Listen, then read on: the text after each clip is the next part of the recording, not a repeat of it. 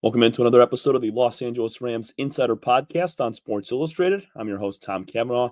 You can follow me at TCAV30 on Twitter/X and follow our insider pages at Rams Insider on SI. Today, we're going to be looking at a few storylines coming out of the Thursday night football win for Los Angeles, taking down the San Francisco 49ers. Huge win. Niners stay alive, or Niners are nearly eliminated from playoff contention. They have a 0.1% chance now to make the playoffs. And the Rams looking very nice at 8-6. They're a half game back of first place. And there were a few things coming out. There was a milestone hit by the same guy that also took a little jab at his divisional rival. We'll look at those things. And then also what we'll start with is just kind of the diversity of wins for this Rams team, specifically over the last two games.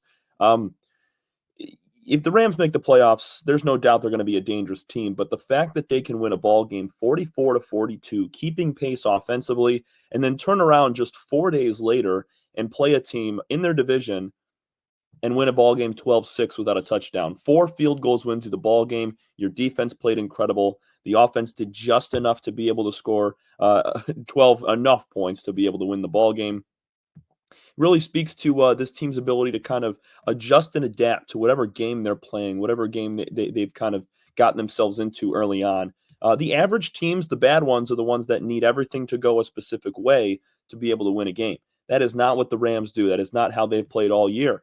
I mean, it's very glaring when you score 44 points and you only win by 2, and then you score 12 points and still win by less than a touchdown in back-to-back games over a 4-day span. So you got to give this Rams team a lot of credit, because if they make the playoffs and they get into that first-round wild card, game could go anyway. And it is a playoff game, so obviously pressure is going to be heightened. Players and coaches going to be trying to put everything together perfectly, which can also lead to some stressful situations, some low-scoring totals, sometimes a high-scoring game. But the Rams showing that they can adapt to whatever they're playing in when it comes to a low-scoring, gritty ball game or a shootout. Doesn't matter. They're seemingly finding ways to win regardless of how that game is starting to lay out. So I'm just saying this is a really dangerous Rams team, not only because of their offensive weapons, how strong their defense continues to play over the last month or so, but because of their adaptability and finding other ways to win besides just running up the score or grabbing a few touchdowns, hanging on defensively. So, I mean, they're just, finding ways no matter what is in front of them, no matter who their opponent is, and they're getting it done. So another cool point coming out of this Thursday win was Kyren Williams, the third-year star running back for this squad. He passed Eric Dickerson, Hall of Fame Rams running back, a legend of the franchise. And Kyren put together his 12th straight consecutive game of 60 or more rushing yards, which breaks a franchise record. Obviously, it passes Dickerson, who had 11. And it really just shows on what Williams is able to do on such a consistent basis. I mean, obviously, he's only got a couple games of over 100 yards, so he's not lighting up the scoreboard every single time he's playing, but he's doing just enough to establish a strong run game and allow quarterback Matthew Stafford to pick apart a defense, because it's complementary football when it comes to the pass and the run game. If your run game is slow, your passing game is not going to be able to thrive as much. If your pass game is strong, but your run, regardless, either way, you got to have both to have good offense. And Kyren is that guy. You look at the last two games, we talked about the Rams playing on a short week on Thursday. Over a 4-day span, Kyren ran the ball 58 times. He had 29 carries in both games, combined for 195 yards between the two. So he's a guy that, I mean, just a workhorse. Going to give him the ball and trust him to get you the first down. You look at the end of that Bills game, down the stretch. I mean, they needed a touchdown, or they needed a score, really, to put that ball game out of reach for Buffalo, considering the Bills were making a comeback, only trailing by 3. Williams, he was a big part of that offensive drive, getting multiple first downs, churning the clock down, and then hitting Puka for a 19-yard strike to finish off the Bills and win by 3 points.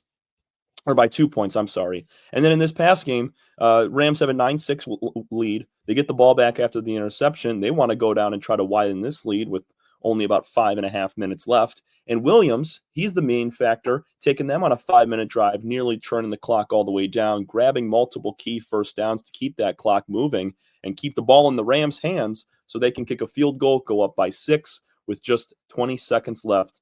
And head coach Sean McVay spoke on what Williams has been able to do. He's just a little key tidbits of his quotes. Said, Kyren is the guy we have so much trust in.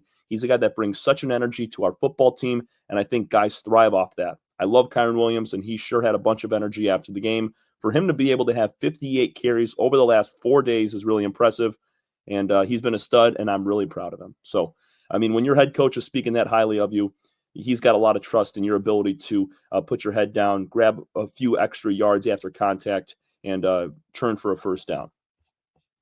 So Williams, I mean, he joins elite company as the leading rusher consistently with 60 or more rushing yards in 12 straight games as a Ram. And he's only in his third year, too. So the guy's got a lot of time left with this organization to continue to play well, score more touchdowns, and be consistent. We'll stay on the Williams train here. He had some words post-game after taking down the Niners. So it probably was circulating over the last day or so over social media, but just kind of looking at the full quote from Kyren. This is the first year since 2018 that the Rams swept the 49ers in the regular season. Haven't done that in a while. And media brought that up to Kyren post-game, and he had this to say. It means everything, honestly, because literally on the way here, our pilot said, go sweep the Niners. And when he said that, I was like, dang, we really could sweep the Niners. I don't think I've done that since I've been here. So being able to do that, knowing how good of a team they are and knowing the history with just the two organizations, it's huge. And it shows that we're the big brothers now. And that last piece, the big brothers now, I mean, every rivalry, there's the big brother, little brother banter and argument on who's got the upper hand in the rivalry. Over the last couple of years, it's been the Rams. Now, I know San Francisco has been to several Super Bowls and NFC championships. Got to think about it. Rams got that Super Bowl several years ago, but Niners haven't seen one in that time. They've been to a few. They've lost them all, but just specifically within this rivalry in the regular season in the division, the Rams have won 3 out of the last 4 meetings dating back to last year. And Williams being that third year back, he said it. He doesn't think they've done that since he's been there. And it's been 5-6 years since they've been able to do it. So it's a huge milestone, not only for him, but for that team to be able to go into San Francisco or Santa Clara is where their stadium's at, and take them down on their own home turf and pretty much eliminate them from contention in the playoffs. We said at the top of the podcast, this team has less than a 1% chance to make the playoffs due to the Niners.